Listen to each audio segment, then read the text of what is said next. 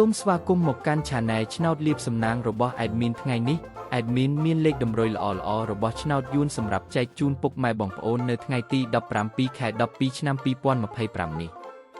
ដូចនេះ Admin មិនចង់ឲ្យចំណាយពេលវេលារបស់ពុកម៉ែបងប្អូនយូរតោះយើងមកតាមដានលេខតម្រុយរបស់យើងទាំងអស់គ្នា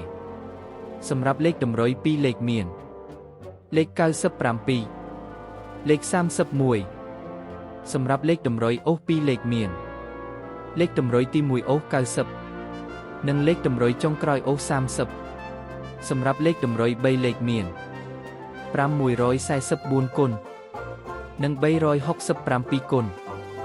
សម្រាប់លេខតម្រុយថ្ងៃនេះ Admin សូមជូនពរឲ្យពុកម៉ែបងប្អូនជួបតែសំណាងល្អទាំងអស់គ្នាហេងមានលាភមានជ័យ